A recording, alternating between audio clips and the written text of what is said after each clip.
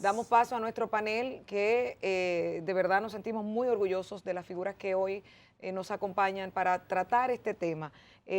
Alba Rodríguez, directora ejecutiva de Save the Children, que empieza dentro de este grupo. Está la señora Rosa Elcarte, representante de UNICEF en República Dominicana. Está la señora Joana Elías, encargada del CAIPI, y el señor Alberto Padilla, encargado del Departamento de Políticas, Normas y Regulaciones de CONANI. Buenos días, bienvenidos, ¿cómo están todos? Buenos días. Sí, sí. Hola, buenos días. Buen día, buen día. Gracias, gracias. Creo que la primera pregunta, y la haríamos en ese mismo orden Esos así. rostros que se levantaron temprano hoy. Sí. Se ven bellas. Y bello, y bello. Y bellos también, sí, sí. Miren, queremos... Ya era a ti que te tocaba decir eso. Sí, sí, pero miren, queremos empezar haciendo la ¿Verdad, primera Alberto? pregunta diciendo cómo está la situación de la niñez en nuestro país en este momento. Por favor, empezando con Alba. Muy buenos días. Gracias sobre todo por la invitación y por el compromiso que tienen con la niñez dominicana. A mí me gustaría resaltar algo de las palabras de la primera dama, y es la cuestión que siempre a veces se nos escapa, ¿no? La situación de pobreza. Cómo esa realidad que afecta a gran parte de la población hace que los niños, niñas y adolescentes convivan con todas esas vulneraciones de derechos, ¿no? Si no enfrentamos la pobreza, enfrentamos la desigualdad y redistribuimos la riqueza, gran parte de esas vulneraciones van a estar presentes de manera constante. Entonces, este periodo nos toca precisamente con una realidad que ha aumentado la situación de pobreza precisamente a causa de la crisis sanitaria, que ha tenido un impacto sobre todo económico en todo el mundo, ¿no? En este escenario, niños y niñas van a ser víctimas directas de esas condiciones de pobreza y de esos desafíos que han aumentado precisamente por efecto de esta crisis. Claro. Señora Rosa. Sí, bueno, pues muy parecido a lo que comentaba Alba. Efectivamente, el gobierno y los gobiernos en general de República Dominicana han avanzado en algunos temas que creo que es importante reconocerlo. Pues, por ejemplo, aquí está la directora de los CAIPIs, en lo que es atención a la primera infancia. Ha habido un avance importante, creo que hay que señalarlo. Estoy hablando, yo ahora voy a hablar de prepandemia, ¿sí? Efectivamente, el país había mejorado bastante en registro de nacimiento, había mejorado bastante en desnutrición e incluso había mejorado bastante no, un poquito, en mortalidad materna y mortalidad neonatal. E incluso las cifras del 2019 en relación con el 2014 también había un discreto descenso de las uniones tempranas. ¿Qué ha pasado? Pues ha llegado el COVID, como comenta Alba, e incluso esos pasos adelante en muchos casos han retrocedido. Ha aumentado la desnutrición en los niños. Por supuesto, ya teníamos un problema en las escuelas con el tema de la conclusión de secundaria, que los niños ricos concluyen un 90% y los niños pobres concluyen un 28%, pero ha llegado el COVID, hemos tenido las escuelas cerradas, ha aumentado la pobreza y, por lo tanto, también ha aumentado la deserción escolar y probablemente las uniones tempranas como consecuencia de que los niños han salido más a trabajar y las niñas en casi todo el mundo también se han ido a unir más. Como decía, la desnutrición, que habíamos dado unos pasos adelante, teníamos unas cifras incluso un poquito menores que la media regional, ha vuelto a aumentar. Estamos con programas de prevención y atención a la desnutrición que hacía casi 20 años que el país no tenía. Entonces, seguimos teniendo, digamos, problemas que ya veníamos arrastrando, como la mortalidad materna y neonatal, como por ejemplo las uniones tempranas, la violencia en las familias, la violencia en las escuelas, la violencia sexual, pero en cosas que en las que habíamos avanzado ha pasado en todo el mundo, en algunos países más que en otros, pero aquí lo estamos viviendo muy fuerte. Ha habido un retroceso importante en el avance de los derechos de los niños como consecuencia de la pandemia. Claro. Joana. Bueno, me uno a mis compañeras. La crisis nos tocó a todos y la niñez no tuvo diferencia. Fue afectada sobre todo también, a diferencia de lo que ellas ya dijeron, socioeconómicamente, emocionalmente. Tenemos padres alterados, tenemos familias que están bien golpeadas por la crisis y esto se traspola a nuestros niños y niñas. en los hogares, servicios cerrados, donde los niños y las niñas no podían acceder a esas rutinas, a esa atención integral que recibían de forma diaria y continua.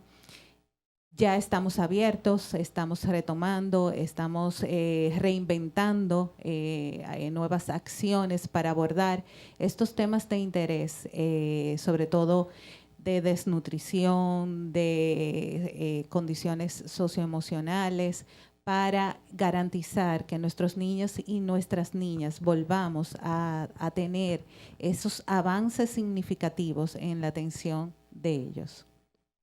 Claro. Adelante, señor Alberto. Sí, Está abierto. funcionando. Está abierto. Bueno, muy buenos días a toda la audiencia y a los colegas que comparten este panel. Y pese a que la convocatoria de esta jornada es celebrar una fecha tan emblemática como la adopción en el mundo de la Convención de los Derechos del Niño, de la Declaración de los Derechos del Niño el 20 de noviembre, ciertamente en un marco de pandemia, ante la pregunta de cómo van los derechos de la niñez, el panorama que han descrito los colegas anteriores es así y se agudiza en algunos elementos que, como decía Rosa, eran alcances que ya el país había logrado. Por ejemplo, en materia de reducción de peores formas de trabajo infantil. Por eso quiero conectar de nuevo con el discurso de la primera dama cuando iniciaba sus palabras, resaltando su función al frente de un gabinete de niñez creado en noviembre del año pasado, y es que justamente ante la precariedad y los desafíos que nos plantea el COVID, la pandemia, un mecanismo como ese que viene a articular las acciones del gobierno que tienen que afinar y ampliar y mejorar el enfoque de atención dentro de poblaciones vulnerables que antes de la covidianidad ya venía el Estado abordando con distintos programas. De manera que es un panorama desafiante y precisamente la articulación interinstitucional, y es uno de los llamados que hace justamente la Convención de los Derechos del Niño, en esta ocasión nos convoca en esta celebración, en varios de sus articulados, este compromiso ético global señala la importancia de que haya una cohesión de la voluntad política, que las instituciones, la sociedad y la propia familia puedan participar de las acciones en mejora de los derechos fundamentales de los niños, niñas y adolescentes. Claro. Yo quisiera preguntarle a Rosa Elcarte, porque yo sé que maneja muy bien el tema de la niñez en República Dominicana, y como estamos ya en una fecha muy importante, Día Mundial, es una parte fundamental para el movimiento del mundo, ¿qué impacto tiene para las cifras en República Dominicana la cantidad de mujeres embarazadas haitianas que dan a luz aquí y que muchas se quedan viviendo aquí y esos niños son tratados en hospitales dominicanos? Las cifras en lo que tiene que ver con desnutrición, el manejo de todo el aspecto, en sentido general, escolaridad y todo eso. Bueno, a ver, UNICEF no hace distinciones a la hora de apoyar los derechos ni nadie tendríamos que hacer distinciones por eso le hice la pregunta. a la hora de apoyar los derechos de los niños, niñas y adolescentes. Para nosotros todos los niños tienen igualdad de derechos independientemente de su sexo, que a veces aquí a las niñas y a los niños no se les trata con los mismos derechos, independientemente de su religión, independientemente de su raza, independientemente de su nacionalidad e independientemente de si son ricos o son pobres. Y además creo que es muy importante que todos tratemos de manera equitativa a todos los niños y los niños más vulnerables, independientemente, como digo, de todo eso. Y esto nos dice la Convención de los Derechos del Niño. Lo que plantea es que todos los niños, sin ninguna de esas características que he dicho, sean tratados de manera equitativa y con iguales derechos. Entonces, es más, en general, lo que promovemos como UNICEF es que precisamente aquellos más vulnerables, por cualquiera, supongamos que porque es una niña en una zona pobre, etcétera, ¿sí?, tengamos políticas y tengamos esfuerzos y tengamos inversión especial en los más vulnerables para que al final todos los niños puedan alcanzar su pleno potencial. Todos. Si alcanzamos su pleno potencial, conseguiremos primero, por un tema ético, una infancia feliz. Segundo, conseguiremos que todos los niños, no unos poquitos, alcancen su pleno potencial. Y cuando tengamos todos los niños con su pleno potencial, tendremos en un país jóvenes y adultos bien formados que conseguirán que el país tenga un mejor desarrollo económico, social y especialmente más equitativo. Muy bien. Muy bien. Bueno, me gustaría continuar en la dirección de la discusión que hubo recientemente en República Dominicana respecto a la posibilidad de los padres de utilizar en alguna medida el castigo físico y la penalización de este dentro del Código Penal. ¿Cuál es la visión de ustedes respecto a este tema y cómo pudiera, digamos que argumentarse en esa dirección ese punto de equilibrio quizás entre la buena corrección desde el hogar sin llegar a afectar el resultado final de la vida del niño? Quiero aclarar una cosa porque se ha dicho mucho que tal como ha quedado el Código Penal, si yo le doy una pela a mi hijo voy a la cárcel. Tal cual está escrito el Código Penal, no lo dice así. Lo que dice es si hay un patrón de conducta. Y el patrón de conducta no es que un día se te escape la mano, sino el patrón de conducta es que tú estás repetidamente utilizando algún tipo de violencia. Padres que ejerzan violencia constante. Sí. Eso es patrón de conducta, sí, porque digo que se salió un poquito del marco. Ay, si un día yo le doy una pela, voy a la cárcel. No.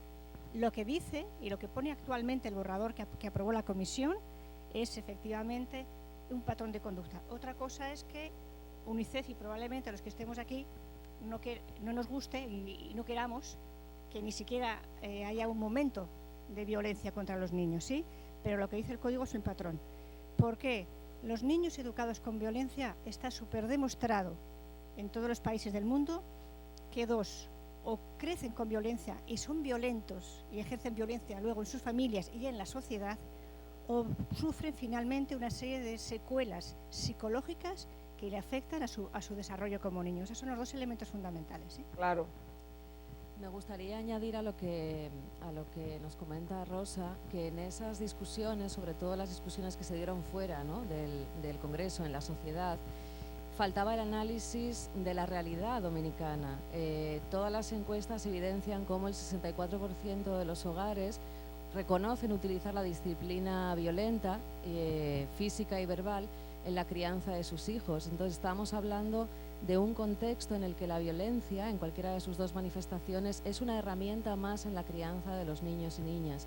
Y precisamente lo que se está trabajando es para que las familias puedan tener herramientas de crianza positiva ligadas a la comunicación, a la disciplina positiva, al diálogo, sin el ejercicio de la violencia. Entonces, la apertura en el Código Penal a que esa disciplina violenta pudiese ser una realidad no ayudaba a reducir los niveles de violencia que se dan en los hogares y que están así reconocidos. Entonces, como señala Rosa, son patrones lo que se establece en el código, pero hay una realidad de fondo que hay que continuar trabajando y es esa existencia de esas situaciones en los hogares hacia los niños y niñas. Claro. Y ojo que habíamos avanzado un poquito, porque en las encuestas en hogar en 2019 ya solo el 9% de las familias pensaba y decía que había que utilizar la violencia para educar. O sea, ya habíamos avanzado en el conocimiento por parte de las familias que eso no era bueno, aunque todavía lo estuvieran haciendo, pero el primer paso estaba dado. Si el Código Penal ya lo legalizaba, era como decir, bueno, adelante, hágase más, ¿no? Claro. Era como normalizarlo. Claro. Perdón, era como normalizar la violencia como forma correctiva. Como decía Alba, necesitamos fortalecer las prácticas de buena crianza, crear las herramientas para una disciplina positiva en el hogar donde no tengamos que recurrir a prácticas violentas para una corrección. Claro. Respecto a ese tema, tanto el Gabinete de Niñez y Adolescencia como CONANI, UNICEF también se pronunciaron opinión pública, porque el debate, como se estaba llevando, pretendía de algún modo sustraer a la sociedad de un debate de fondo, y es si dejamos abierta la puerta de que el maltrato, y hablamos de hábitos, prácticas y costumbres que luego repercuten en toda la vida del niño, como ha señalado Rosa, queda abierta con esa impunidad o ese derecho del padre o la familia. Y si vamos a ver los datos de los casos que llegan a Conani a diario, de niños que están en la calle, por ejemplo, y aunque estén en una labor de mendicidad en un momento, en realidad lo que ha motivado que estén en la calle no es el hambre, ni siquiera eso, sino el maltrato en la casa, y prefieren eso que recibir las golpizas. Ya la en hogar, recientemente, hace muy poco, reiteraba lo que decía la en hogar anterior. Más del 64% de los padres entrevistados manifestaron el uso de la violencia física como método de corrección.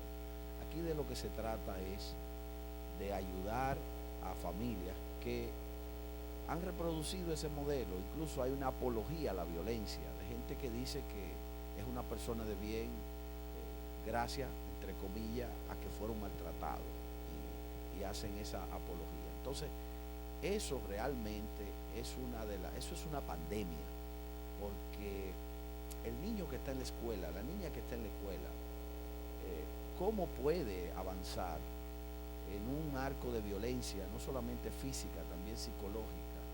Y eso es uno de los temas importantes que la sociedad dominicana debe de atender. A propósito, Conani hace ya casi 2 años en el Congreso elevó un anteproyecto de ley denominado Crianza Positiva, que pretende crear un programa nacional para abrir ese proceso de acompañamiento pedagógico, psicológico y orientación a familias que no saben cómo hacerlo. Entonces, ese es un tema que para el gabinete también tiene mucha importancia, y que conjuntamente con la política de uniones tempranas, que en los próximos días se va a lanzar, tiene en la parte preventiva varios componentes que van a atacar directamente ese tema que está ahí anclado en la mente de los patrones de crianza que se han reproducido por años en nuestra sociedad. Así es. Johanna, hay un tema como parte del Consejo Nacional, o mejor dicho, del Centro de Atención Integral, del CAIPI, para la niñez. Nosotros estamos viendo una proliferación muy amplia de niños que empiezan a generar alguna situación o condición especial, y muchas veces los padres lo ignoran, no lo saben. Pero me tocó el caso de un niño que vi que fue a un CAIPI a tratar de inscribir su familia, y le dijeron que era el número 4000 tantos en espera. Entonces, esto nos dice que en República Dominicana era necesario el tema de atención integral para la niñez, pero que al parecer hay una situación de falta porque no hay suficiente atención o cantidad de centros. ¿Cómo hacer con esto? Porque también de alguna forma se violentan los derechos si unos pueden y otros no acceder a una atención integral. Bueno, eso es uno de los grandes retos que tenemos dentro de la atención a la primera infancia, y es el reto de poder garantizar la universalidad de los derechos de una forma progresiva, porque como tú bien dices, tenemos centros instalados a nivel nacional. Ahora mismo el INAI cuenta con 702 centros, 522 centros de atención familia e infancia, CAFI, y 180 centros de atención integral a primera infancia, CAIPI. Nosotros dentro del INAIPI, para poder atender a la población, priorizamos unos indicadores de vulnerabilidad dentro del núcleo familiar, que garantice a ese niño y a la niña que está requiriendo el servicio la prestación del mismo. Para poder dar este servicio se realiza un levantamiento sociodemográfico en el territorio. Se visita a la familia a través de un agente de desarrollo social, donde se levanta cuál es la condición en la que vive el niño, la niña, la familia, y entonces esto nos arroja unos indicadores de vulnerabilidad que nos llevan al niño y a la niña a qué servicio va a recibir. Puede ser el servicio CAFI o puede ser el servicio CAIPI. Ahora mismo nos encontramos en un análisis de cómo ampliar nuestra cobertura para llegar a estos territorios donde tenemos una demanda en listas de espera, demandas de territorio donde no tenemos servicios de gestión directa instalados y usamos modalidades de gestión para poder llegar, como son las cogestoras, los fortalecimientos de experiencias existentes, las subrogadas, y ampliar este banco de oferta a nuestros usuarios. Claro. Yo quisiera hacer un pequeño comentario para toda la población, porque a veces igual no está muy claro, ¿sí? Donde mejor está un niño desde que nace hasta los 2 años, donde se desarrolla mejor, es con su madre.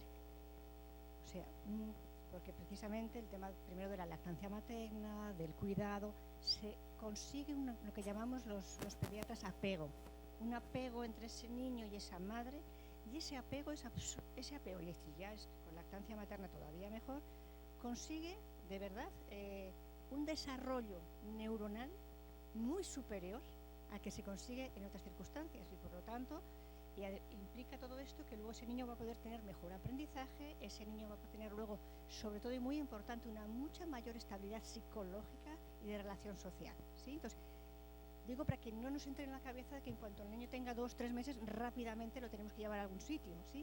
Si tienes la oportunidad, y quieres, por supuesto, de poder estar con tu niño, es ideal. Si las madres no pueden, en este caso, en este país tenemos las abuelas tan jóvenes, ¿no?, que hacen un rol maravilloso. Entonces, si tenemos una mamá, un papá, una abuela que puede estar con su niño, por lo menos hasta los 2 años, cuando ya empieza una interrelación social importante, es fundamental. Y ahí tiene un programa lindísimo, maravilloso, INAIPI, que es el programa de base familiar y comunitario, que va formando a esas familias, formando en la forma de trabajar, en la forma de disciplina, en la participación del padre, y que ha demostrado unos resultados maravillosos. Bueno, es fantástico ese tema, ¿sí? Por supuesto, si hay mujeres que no pueden, por cualquier motivo, o no quieren, ¿sí?, por cualquier motivo, estar con su niño ese tiempo, el Estado tiene la obligación de ofrecer los servicios. Pero para no confundir a las mamás y a las familias, si lo pueden tener ustedes y tienen la capacidad de darle una buena atención, es lo mejor. Sí, y como dice Rosa, a través del programa de base familiar comunitaria tenemos los centros de atención familia e infancia, que son los centros CAFI. Estos nos permiten llegar a una ampliación más de cobertura, se instalan las capacidades dentro de los hogares, se fortalece estas prácticas de crianza positiva y se vela por el desarrollo integral de los niños y las niñas, siempre que se identifique un cuidador primario que pueda garantizar este desarrollo de la niña y la niña. Es una parte de sensibilizar, como decía Rosa, a las familias de que sí, en el seno del hogar el niño y la niña pueden recibir la atención requerida. Claro. En las familias del INAIPI, la disciplina violenta es la mitad que en la población general. Claro, miren, tenemos unas preguntas de los protagonistas de este tema, de algunos niños que quieren también participar haciendo alguna inquietud. Y la primera es Raquel Marín. Raquel dice, ¿por qué? No, vamos a verla. Vamos a verla, la vemos. Vamos a verla. Adelante. Muy bien. Buenos días, mi nombre es Raquel y me gustaría saber por qué todavía en este siglo se sigue permitiendo el matrimonio infantil. Bueno, escucharon a Raquel. Adelante. Una para cada uno. Sí. Bueno, es una pregunta compleja, llena de desafíos esa respuesta. ¿Por qué se sigue permitiendo el matrimonio infantil o las uniones tempranas? O recientemente, esta semana, la prensa se hacía eco, ¿no?, del asesinato de una niña de 14 años a mano de un hombre de 50 con el que convivía. Esa es una convivencia aceptada y normalizada, ¿no?, dentro de la sociedad. Entonces, precisamente, la existencia de estas realidades está marcado por la pobreza, por la violencia que expulsa a muchas niñas, como recalcaba antes Alberto, expulsa a muchas niñas a relaciones con adultos o a otro tipo de situaciones, y por prácticas culturales y normalizaciones sociales que todavía consideran que es adecuado este tipo de relaciones, y está también muy vinculado a que son relaciones que se han ido repitiendo de generación en generación, por eso también la normalización, no porque haya más o menos maldad en una familia, sino porque la costumbre hace ley. Entonces, si tu mamá se casó de manera siendo menor de edad, tu abuela también, no se ha roto ese círculo, al final tu realidad va a ser esa misma, ¿no? Se siente normalizado. Exactamente. Claro. Bueno, quisiéramos escuchar otra pregunta, en esta ocasión de Carmen Ramírez. Yo quiero saber qué deben hacer los niños y niñas que son víctimas de bullying. Ay, el bullying. Ahí tienen. ¿Quién se anima ahí? ¿Quién nos ayuda? Bueno, yo creo que lo primero que tendremos que decirle a esta niña, lo primero que tiene que hacer es contárselo a alguien de su confianza, bien sea su mamá, bien sea un profesor, porque tiene que ser un adulto el que tiene que intervenir, ¿sí? Y luego hay que tener en cuenta que este bullying puede ser además no solamente en la vida real, sino puede ser también mucho a través de Internet. Entonces lo más importante es que ella lo cuente y lo hable con algún adulto, y luego ese adulto evidentemente tiene que intervenir. Tiene que intervenir fundamentalmente cuando hablamos de las escuelas. Ya iniciamos, antes de pandemia, ahora todavía no se ha iniciado, un programa muy lindo que era de cultura de paz, donde se trabajaba primero con los profesores para que ellos no educaran con violencia, y segundo en un programa de mediadores escolares, donde había unos niños que voluntariamente se ofrecían, se creaban los mediadores, y entonces los niños que sufrían bullying podían hablar con el mediador para poder, digamos, trabajar conjuntamente. Pero lo primero que tiene que hacer la niña es hablarlo con un adulto de confianza, mamá, papá, profesora, orientadora escolar, que pueda intervenir, y por supuesto que aprovechen en el colegio cuando hay un caso de estos para poder formar al resto de los niños. Caramba, yo no sé todos, pero hay un grupo que hemos sufrido bullying. Antes no se le decía bullying. Son pocos. Tenemos la pregunta tercera de Kaylee Luciano. Hola, soy Cali de Revolución. Yo quiero saber cuáles son mis derechos. A ver, Son bastantes. ¿cuáles son sus derechos? Adelante, puede ser algo. Por lo menos algunos de ellos, que son bastantes. Lo primero es felicitarte porque estás ejerciendo uno de los derechos fundamentales que tú tienes, que es la expresión, la participación, que se te haya tomado en cuenta y de que toda la audiencia haya escuchado tu voz, ya eso es gratificante.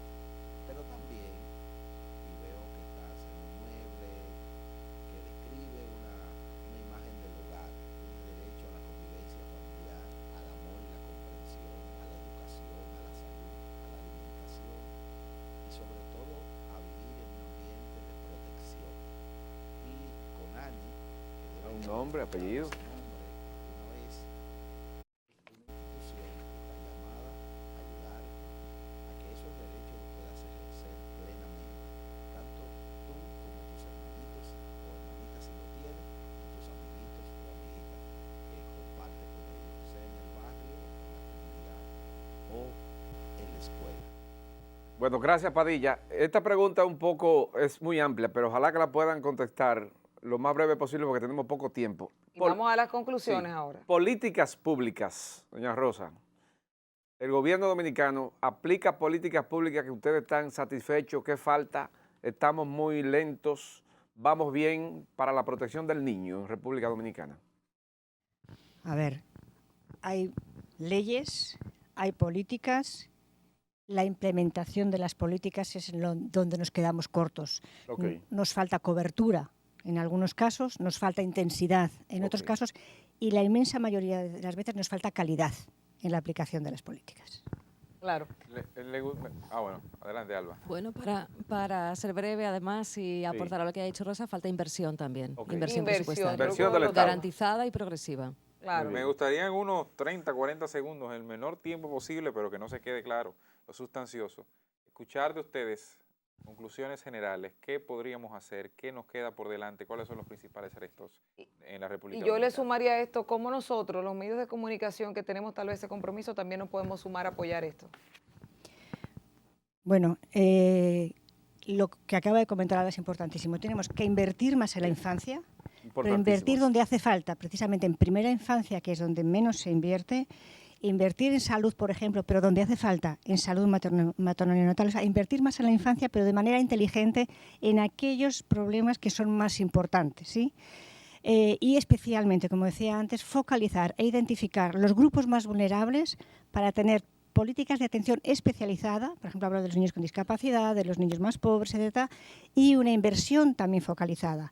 Los medios de comunicación, lo que estáis haciendo hoy y lo que habitualmente hacéis, poner la problemática encima de la mesa, mostrar a la población qué es lo que está pasando, para de esa manera hablar con los papás, que tienen un rol importantísimo, con toda la sociedad para que apoye los derechos de los niños y con todo el sector privado y las instituciones públicas. Claro.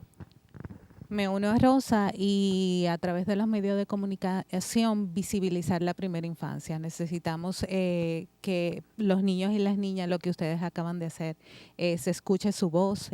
Tenemos una voluntad política de priorizar primera infancia y tenemos que seguir uniendo voluntades, tenemos que garantizar esa articulación para que realmente la implementación de la política de primera infancia pueda ser un éxito. Claro. Solo agregar dos cosas muy puntuales, que sería incluso un complemento a todo lo dicho, la inversión, la focalización y todo eso, pero falta también una buena articulación y una buena coordinación de los actores llamados a aterrizar esa política en el territorio y llegar a esos grupos vulnerables y esos grupos focalizados. Y a ustedes los medios, agradecerles siempre que mantengan en el radar, sobre la mesa, los temas de infancia. La visibilidad de estas cuestiones es fundamental. Es un tema de trascendencia como cualquier otro tema de desarrollo. Claro, Alba. Para no redundar en lo que han dicho los colegas, yo sí quiero resaltar el rol de los medios de comunicación. Son poderes e influenciadores en las sociedades, en la política.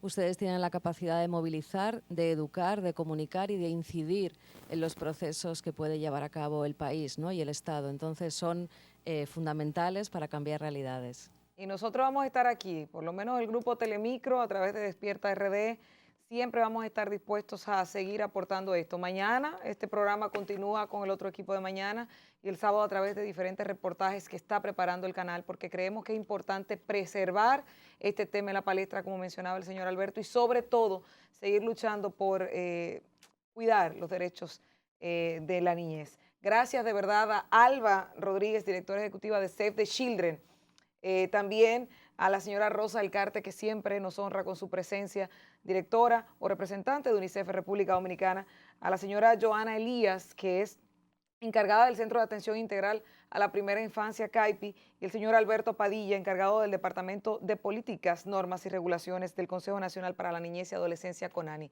A todos ustedes, muchísimas gracias. A ustedes también por la sintonía hasta esta hora, en este día adelantado, 2 días de la Mundial de la Niñez y nosotros de la infancia, y nosotros los invitamos a seguir con la programación de Telecentro y Telemicro Internacional. Hasta mañana con el otro equipo. Bye, bye.